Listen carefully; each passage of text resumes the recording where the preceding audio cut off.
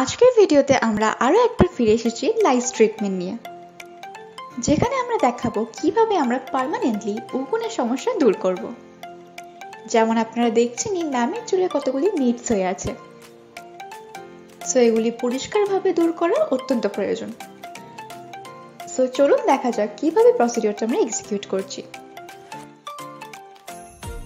So প্রথম প্রসেসে আমরা চুলের মধ্যে লাগিয়ে নিলাম একটি লোশন, যেটা চুলের জন্য একদম সেফ এবং এফেক্টিভ ভাবে নিডস গুলিকে মেরে দেয়, তার সাথে স্ক্যাল্পকেও ক্লিন করে।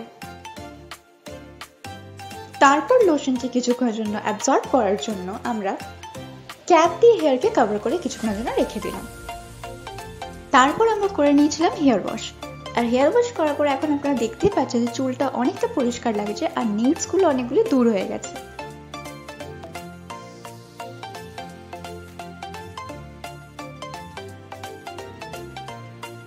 সো এটি ছিল লাইস ট্রিটমেন্টের প্রসিডিউর। ভিডিওটি ভালো লাগলে লাইক শেয়ার নিশ্চয়ই করবেন।